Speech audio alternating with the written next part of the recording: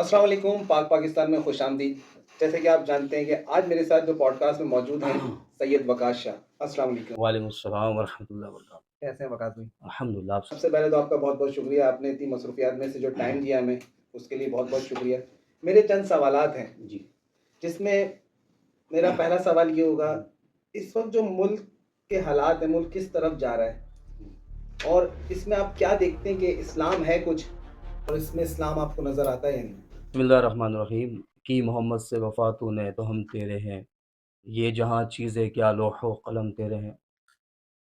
वमन यहकुम बिमा अंज़लल्लाहु फ़उलाइका हुमुल फ़ासिक़ून फ़उलाइका हुमुल काफ़िरून फ़उलाइका हुमुज़ ज़ालिमून।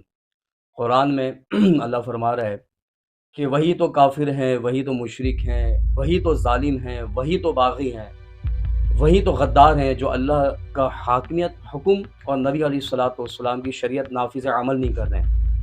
तो आपके सामने है कि दो कौमी नज़रिए के ऊपर मुल्क हमारा बना, जिसमें 20 लाख लोगों ने अपनी जानें दी, बच्चियों ने, बहनों ने अपनी इज़्ज़तें दी, जो आज भी 70,000 सिखों ने जो है वो औरतें हमारी जो है वो उनके पास हैं। मगर बदकिस्मती से जब मुल्क हम जब आए तो हमने ये सोचा कि यहाँ पर नबी अलैहिस्सलातु वस्सलाम का दीन होगा और रियासत के अंदर इस्लाम होगा, मगर बदकिस्मती से इस्लाम यहाँ पर तो नहीं है। ही ज़ालिम और जाबिरों पर मुसल्लत हैं और इसमें कसूर यकीनन हमारा भी है, क्योंकि हम खामोश तमाशाइयों की तरह इनके साथ मिल गए और इनको हमने परवान चढ़ाया और इनको हमने वोट दिए। बताएं कि वो जो उन माँ बहनों ने अपनी कुर्बानियाँ दी, जो लोगों ने अपने गर्दन कटवाए और 20 लाख लोगों ने जो अपनी जानें दी, वो इसलिए थी कि यहाँ पर शराब खाने चले, वो इसलिए थी यहाँ पर तवाइफ खाने चले, वो इसलिए थी कि एक तवाइफ औरत यहाँ पे, मैं नाम नहीं लेना चाहता ऐसी औरतों का, वो उसको तमग़ा इम्तियाज़ मिले, वो आपके मेन स्ट्रीम चैनल के ऊपर आके आपकी माँ बहनें जो देखने वाली हैं, पाकिस्तान की अवाम, उसको वो गाइड करें। अभी रमज़ान आने वाला है और वो सबसे बड़े ठेकेदार वो बन जाएंगे आकर के, वो मेकअप कर करके और फहाश गुफ्तगू और बेहुदा लिबास के अंदर आप देखिएगा कि उसमें दुपट्टा भी नहीं लिया हुआ, इतने ये बाकी होते जा रहे हैं अल्लाह नबी के। मुझे बताइए यहाँ पर कैसे यहाँ पर बेहतरी आएगी? आप रो रहे हैं यहाँ पे बेरोजगारी को, आप यहाँ पे रो रहे हैं बेहयाई को, आप यहाँ पे रो रहे हैं महंगाई को, आप मतलब कि क्या क्या नहीं, मुल्क हमारा, बिजली यहाँ महंगी है ही नहीं, टैक्स हम दे रहे हैं, सारा कुछ हम दे रहे हैं, गैस यहाँ पर है ही नहीं, बाहर से होटल माशाल्लाह, चाय आ गई, पराठे आ गए, ये आ गया, गैस के बिल और बढ़ा दिए, बिजली के बिल 20-100% से ऊपर कर दिए, कोई बोलने वाला नहीं है, पानी आ रहा नहीं है, बिल भी दो टैंकर के लिए। अच्छा, इनके बच्चे जो है वो अमीर होते जा रहे हैं, वो खरबपति होते जा रहे हैं, कर्जा आप ले रहे हो, हमें नहीं पता कि कर्जा कहाँ जा रहा है, हमें तो नहीं पता। यहाँ तो रोटी इतने मुयस्सर है, यहाँ पर 200-100 गाड़ियां लेके घूमे जा रहे हैं। ये इसीलिए पाकिस्तान बनाया था कि आप हम सिर्फ मरने के लिए और जलील होने के लिए यहाँ पर आए थे, और यहाँ पर इसलिए इस्लाम का नाम लिया ना। सबसे बड़ा मसला ये है खान साहब कि यहाँ पर इस्लाम का नाम लिया, और यहाँ इस्लाम के नाम पे मुल्क नहीं बनता तो कोई मसला नहीं था। यहाँ पर मुल्क जो बना है ला इलाहा इल्लल्लाह मुहम्मद रसूलुल्लाह सल्लल्लाहु अलैहि वसल्लम के नाम पर, जहाँ पर नबी अलैहिस्सलाम की शरीयत होगी, और शरीयत यहाँ कहीं नहीं दिख रही, इन बदमाशों का जुल्म दिख रहा है। तो मैं इतना ही इसी पॉडकास्ट के तवज्जुह से इन तमाम लोगों को मैं ये कहना चाहता हूँ कि अभी भी मौका है, हुजूर के दिन की तरफ आ जाओ, वरना यकीन करें एक तो अजाब, ये तो अजाब ही है ना। आप ये देख लेंगे क्या है, पूरी दुनिया में कहीं पे भी इस्लाम नहीं है सवाए एक मुल्क के, तो खुदारा इस्लाम की तरफ आए, क्या मुंह दिखाएंगे अल्लाह और रसूल को। बस ये मेरा एक मुदल्लल इसमें जो जवाब है, इंसान बने, तौबा करें। और आखिरी बात ये, मैं इस वाले सवाल का मैं जवाब देना ये चाहता हूँ, शरीयत आपको 3 दिन का टाइम देती है, जो आप रियासत हासिल करते हैं कुर्बानी के नाम पे, इस्लाम के नाम पे, तो आपको इस 3 दिन का टाइम है कि अल्लाह का दीन, नबी अलैहिस्सलातु वस्सलाम की शरीयत यहाँ पर नाफिज करें। 3 दिन नहीं होता तो फर्ज ऐन हो जाता है, और फर्ज ऐन के बाद हर चीज गुनाह कबीरा होती है। आप यहाँ पर हजारों मसाजिद खोल लें, हजारों यहाँ पर मदरसे खुले हुए, और उम्मत का हाल देखें, बेबाकी, बेगैरती, बेहयाई, बागी, हर कोई उल्टे सीधे, क्यों? क्योंकि ऊपर कुफर बैठा हुआ है। जब ऊपर कुफर बैठा हुआ है, जब सर ही आपका ठीक नहीं है, तो जो जिस्म के और आज़ाएं वो कैसे काम जो है ना वो करेंगे। तो 3 दिन के बाद आपके ऊपर ये फर्ज होता है कि आप फिर शरीयत नाफिज नहीं करते तो गुनाह कबीरा पे गुजार रहे हैं, चाहे उसमें कोई मुफ्ती हो, कोई पीर हो, कोई आलिम हो, कोई जाहिद हो, कोई आबिद हो। फिर अगर वो जद्दोजहद दीन के लिए नहीं कर रहा है तो वो फिर गुनाहगार है। ये मेरा जवाब है सर। बहुत अच्छी बात कही आपने। तो फिर आप क्या समझते हैं कि इस मुल्क को कौन सी पार्टी चला सकती, कौन लोग हैं जो इस मुल्क को सही चला सकेंगे, इस्लामी जमहूरिया पाकिस्तान को? 76 साल हो गए इन जालिमों की हुकूमत है। अल्लाह की हाकमियत की जगह अंग्रेजों का कानून हमारे सर पे मुसल्लत है। आज वो आफिया सिद्दीकी गए हुए मेरे ख्याल में 25 साल या 18 साल हो गए, यहाँ कोई है? जबकि इस्लाम कह रहा है कि अगर एक मुसलमान औरत को कोई कोई ले जाए तो उसको पूरी रियाया दो पे लगाना पड़े तो लगा दो, उसकी इज्जत बचाओ। हम अपनी इज्जत नहीं बचा पा रहे हैं भाई। यहाँ मोहल्ले मोहल्ले डगर डगर जिना हो रहे हैं, यहाँ पर शराब खाने बदमाशी अय्याशियां हो रही हैं। और आप जिस पार्टी का कह रहे हैं, पार्टी का तो मुझे नहीं समझ में आता, मगर हाँ इन्हीं में से अल्लाह ने एक पार्टी जो है दी है जिनका नाम है बाबा खादिम हुसैन रिजवी। उस पार्टी को मैं देख रहा हूं जिसने इन जालिम हुक्मरानों को ललकारा है, इनको टफ टाइम दिया है। मगर मुझे नहीं लगता कि इस्लाम इस तरह से आएगा। तहरीक लब्बैक उसने मेहनत की है, उसने नामों से रिसालत के ऊपर मेहनत की, खत्म नबूवत के ऊपर कुर्बानी दी। और बाबा जी खादिम हुसैन रिजवी रहमतुल्लाह ताला अलैह ने वो एक मर्द मुजाहिद थे जो मैं अपनी पूरी जिंदगी में अगर मैंने किसी को देखा है अपनी निगाह से तो वही मुझे पीर दिखे, वही मुझे आलिम दिखे, वही मुझे मुफ्ती दिखे, वही मुझे शेखुल हदीस दिखे, वही मुझे बाअमल दिखे। और वही मुझे, मैं क्या बताऊं मेरे अल्फाज, वही थे जो अब दुनिया से अब रुखसत हो गए। मगर दुआ करते हैं कि जो अब क़यादत है अल्लाह करे इंशाअल्लाह, और वही एक पार्टी है जो कुछ कर सकती है अगर किया तो। इस वक्त शाह साहब रमजान आने वाले हैं, इस वक्त शाह साहब रमजान आने वाले हैं, रमजान की माशाल्लाह आमद है। जी जी। इस वक्त हर एक चैनल के अंदर रमजान ट्रांसमिशन शुरू हो जाएगी। जी जी। जो कि अफ्तारी से पहले लोग बैठे हुए होंगे, सहरी से पहले लोग बैठे हुए होंगे, कुछ इनामात दिए जा रहे होंगे, कुछ वेलफेयर वाले बैठे हुए होंगे, कुछ डोनेशन ली जा रही होगी, कुछ दी जा रही होगी। तो इस बारे में क्या कहते हैं कि ये सारा काम रमजान में ही क्यों हो रहा है?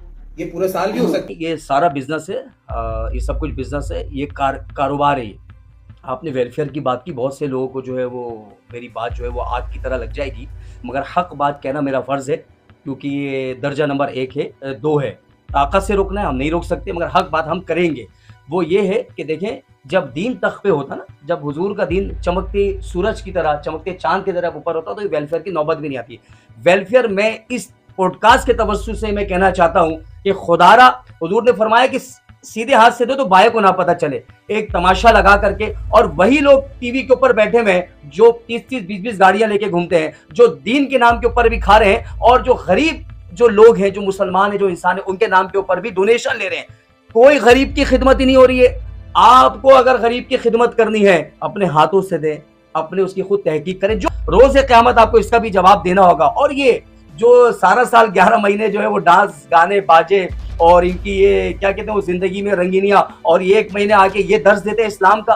पहले अपने अंदर इस्लाम नाफिज करो, पहले अपने अंदर खिलाफत नाफिज करो। उमर फारूक का नाम लेते हैं, मौला अली मुर्तजा का नाम लेते हैं, सैयदना अबू बकर सिद्दीक का नाम लेते हैं, उस्मान गनी का। अपने अंदर कुछ झलक तो तुम नाफिज करो, फिर उसके बाद जो है ना तुम ये बात करना। तो फिर ये देखे ना, वक्त के खलीफा तुम उमर फारूक रदी अल्लाह ताला अन्हु वापसी में बैतुल मुक़द्दस से आ रहे, मौला शेर खुदा भी साथ है, उस्मान गनी भी साथ। उन्होंने बोला कि हैदर करार से कि मुझे अपनी राय की जो है ना खैर लेनी है, खबर लेनी है। वो चले गए एक खातून के पास, तो बताओ कि क्या माजरा है। तो उन्होंने बोला कि हाँ सुना है कि उमर जो है वो बैतुल मुक़द्दस गया हुआ है, तो इतने क्यों जलाल में हो। ये उमर फारूक उस औरत से मुकालमा चल रहा है, तो वो ये तो काफ़ी जलाल में वो ये कहने लगी कि उमर को कोई वही नहीं। तो हज़रत उमर ने बोला कि अम्मा हो सकता है इतनी बड़ी रियासत है, इतनी बड़ी वो है कि खबर ना हो। तो उन्होंने ये बात बोला कि उमर को चाहिए उतनी हुकूमत कर जितनी खबर ले सकता है। यहाँ तो इल्ला माशाअल्लाह, और इतनी हैबत देखिए, फारूक आजम रात को रो रहे हैं, फारूक आजम रात को रो रहे हैं कि कोई मेरे ज़माने में कोई भूखा तो नहीं है,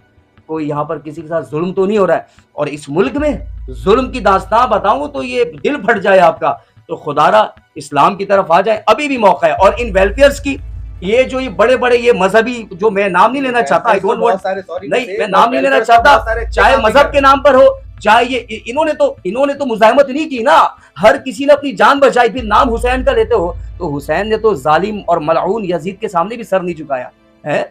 इस्लाम जिंदा होता है हर करबला के बाद। इधर हुसैन इब्ने अली थे और सामने पूरी फौज थी। हुसैन ने बोला जान दे देंगे ताकि इस्लाम तो रहे, और ये लोग डर डर के बुज़दिल हो कि आज इस मकाम तक पहुंचा दिया कि इन जालिमों के साथ आप जो पैचअप कर लेते हो, खामोश हो जाते हो। तो ये मेरा जवाब है कि आपको ताकत के साथ खड़ा होना पड़ेगा। शाह साहब, ये रियल एस्टेट का जो बिजनेस है, क्या समझते हैं, कैसा बिजनेस है ये? रियल एस्टेट का जो बिजनेस है, देखिए कमीशन का जो काम है दो तरफा, ये हराम है, ठीक है। मगर हमारी बदकिस्मती है कि मुल्क में जब सूद चल रहा है, जब सूद जैसी नहुसत हमारे सर के ऊपर रखी हुई है, तो स्टेट वाले तो फिर अल्लाह माशाल्लाह अब यहाँ पर होना ये चाहिए कि सपोर्ट करना है ना। अब आप एक गाड़ी खरीदते हैं लैंड क्रूज़र या फॉर्च्यूनर, तो उसको आप नहीं बता दिया मैंने लैंड क्रूज़र ले लिया, मैंने V8 ले लिया, मैंने फलाना ले लिया। यार ये तो देखो कि आपके एतराफ़ जो लोग होंगे कि उनके दिल के ऊपर क्या बात, ये बुरी बात नहीं है। आप थोड़ा इस चीज़ को देखिए, जब मैंने बोला दो तरफ़ा पूरे जुमले आप मेरे सुन लें, दो तरफ़ा कमीशन लेना हराम है और ये दो तरफ से ही लेते हैं। गालिबन 1% उधर से और 1%, तो ये हराम और गुनाह है। तो ये बात, और किराएदार की जहाँ बात मुझे बताइए कि अभी इतनी महँगाई चल रही है और इतनी बेरोज़गारी चल रही है और इतने लोग किराए के ऊपर रहते हैं और आप ये देखेंगे 11 महीने के एग्रीमेंट, फिर री एग्रीमेंट के ऊपर, फिर वो बेचारा घर ढूँढेगा। अगर उसके बच्चे स्कूल पढ़ते हैं, तो वो यहाँ से छुड़वा के नेक्स्ट जो कहीं पर जाएगा जहाँ उसको मिलेगा उसमें ब्रोकरी देगा वो। ब्रोकरी यही है, इसी को कहते हैं कमीशन।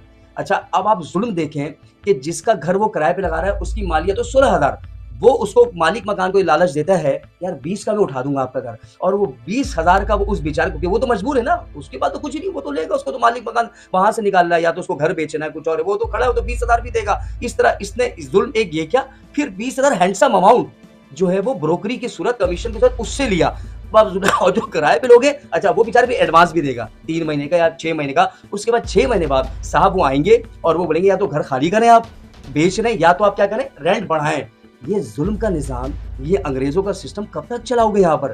तुम्हें खुदा का खौफ नहीं आता? जब तो ये तो इस्लाम में है कि ज़रूरत से ज़्यादा चीज़, चाहे खाने की हो, पैसा हो, प्रॉपर्टी, ये तो प्रॉपर्टी भी हराम है। 2 कमरे में आप रह सके, 2 कमरा इनफ है। मुझे बताइए, आशिक़ रसूल हैं, तो हुज़ूर ने तो पत्थर बाँध के ग़ज़वात किए हैं। आप उमर फ़ारूक ने, मौला शेर खुदा तो जब जंग सफ़ीन में जा रहे हैं तो 12 टाँके उनके जो है चप्पल मुबारक नारियल उसमें थे। अब मुझे बताइए कि उसका क्या होगा? आप नाम ले रहे हैं शेर खुदा का, आम नाम ले रहे हैं फ़ारूक आज़म का। मैंने ऐसे-ऐसे दीनदार लोग देखे हैं ज़ुहैर भाई कि नमाज़ 5 टाइम की है जमात के साथ, मगर मामलात में अल्लाह अकबर, मेरे से सवाल ना पूछें।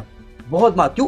तरबियत ही नहीं दी गई। हमें बच्चे से लेके बड़े तक ये सिखाया कि हाउ टू अर्न, पैसे कैसे कमाने, बस कुछ नहीं पता, ना अदल इंसाफ पता, ना ये हमारे अंदर जज्बा है कि किसी को फ़ायदा देना है, कोई फँसा हुआ है तो उसको बस हर जगह बस पैसा, पैसा, पैसा, ये मेरा जवाब। शाह साहब, इस वक्त इस मुल्क में किडनैपिंग बच्चों की बहुत बढ़ चुकी है जी। और एक तो वाकई केस ट्रेंडिंग में भी चल रहे हैं बच्चों के, क्या कहते हैं आप? ज़ुहैर साहब, हम यहाँ बैठे हैं, हमें तो ये डिस्कस करने में तो चलो हम बात कर लेते हैं। मुझे बताएं जिनके बच्चों के साथ ऐसा हुआ है उनके ऊपर क्या गुजर रही होगी। मुझे बताइए, जब उमर बिन अब्दुल अजीज़ रज़ी अल्लाह ताला अन्हु की खिलाफत में, मुझे बताइए कि एक अगर शेर और बकरी एक जगह पानी पीते थे, ये अदल था ना, ये इस्लाम था। हज़रत उमर बिन अब्दुल अजीज़ तो असल इस्लाम ऊपर था। तो मुझे बताइए जिनके बच्चे गायब हो रहे हैं, जिन बच्चों की असमतें लूटी जा रही है, इसी शहर में जॉब के बहाने कई लड़कियों का रेप होता है बॉस, सही है ना? यहाँ पर ये जो मुसलमान कहलाने वाले हमारे, जिसको मैं क्या बोलूँ, और ये मैं उनके लिए कह रहा हूँ जो ऐसी हरकतें करें, सबको नहीं कह रहा, मगर एक अक्सरियत है जो नशे में, ताकत के नशे में, पैसे के नशे के अंदर फ़िरौन बने हुए हैं। तो मुझे बताइए कि उन जो बच्चे गायब हो रहे हैं उनके वालिदैन के ऊपर क्या बीतेगी? इसका कौन है? जब आप पॉर्न वीडियोज़ खोल देंगे, जब रात भर एक नौजवान, एक आदमी गंदी वीडियो देखेगा, तो आप क्या उसे आप खैर मांगते हैं, और उसकी अप्रोच निकाह तक नहीं होगी, उसकी अप्रोच किसी ऐसा नहीं होगी, तो वो तो मासूम बच्चों को निशाना बनाएगा। उसकी अप्रोच औरत तक भी नहीं हुई, यानी ज़िना वो ऐसा भी नहीं कर सकते। जबकि ज़िना के ऊपर कुरान क्या कह रहा है कि अज़ानियतु वज़्ज़ानी फ़जलिदू कुल्ला वाहिदिन मिनहुमा मिअता जल्दा, 80 कोड़े मारो अगर नौजवान है तो, खैर, और अगर मैरिड है तो संसार करो।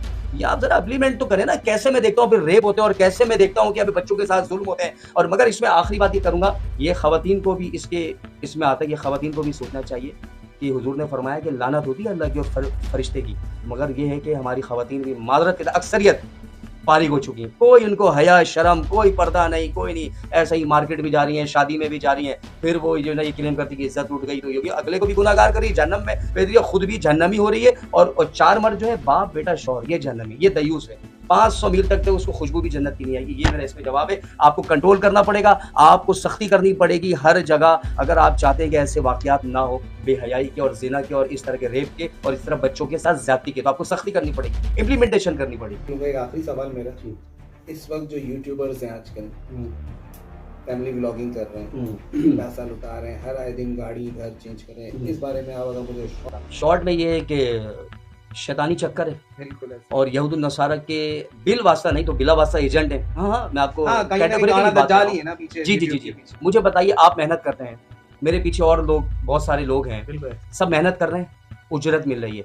ये कैसे हो सकता है कि हफ्ते में आप लैंड क्रूजर ले लें, महीने में आप हवाई जहाज ले लें? समझाने के लिए कह रहा हूं। इसका मतलब है आप कौम को बर्बाद कर रहे हैं। एग्जैक्टली ऐसे ही है, आप कौम को आप बर्बाद कर रहे हैं। आज बच्चा नहीं पढ़ रहा है, ना मैट्रिक कर रहा है, ना इंटर कर रहा है, वो कह रहा है कि मैं एक मोबाइल लूँगा, अब उसे आईफ़ोन और मैं निकल जाऊँगा सबको टू टू टू टू करके, भाई ये देखिए ये व्लॉगिंग हो रही है। पूरी माशरा को आप बर्बाद कर रहे हैं, पूरी सोसाइटी को आप तबाह कर रहे हैं। फिल फॉर इनके ऊपर बैन लगाया जाए यहाँ पर। नहीं यहाँ पर इस्लामी जमहूरियत पाकिस्तान, यहाँ जो करना है दुबई चले जाओ, अमेरिका यहाँ से जाओ। यहाँ पर बच्चे, बच्चियाँ, ख़वातीन बिगड़ रहे हैं। अल्लाह की कसम, अगर आपने इनको रोका नहीं तो आने वाली नस्लें और बर्बाद हो जाएँगी। इनको और खुद भी इनको अल्लाह का खौफ करना चाहिए। ये तो ज़िंदगी आर्ज़ी है बॉस, आज मैं हूँ, हो सकता है ये मेरा आखिरी हो, मगर अंधेरी खबर में जाना है और वो खबर याद कर रही है, वो बुला रही है, आ जाओ। तो बस ये डरना चाहिए और इसमें हुकूमत वक़्त की ज़िम्मेदारी है। फिल फॉर स्कोर पॉर्न वीडियोज़ और यूट्यूबर्स और जो क्या ये जो होते हैं अपना फैमिली क्या व्लॉगिंग और ये टिकटॉकर, ये कोई पेशा है? ला हौल वला कुव्वत, ये तो इसके ऊपर तो सज़ाएँ लगनी इस्लाम में।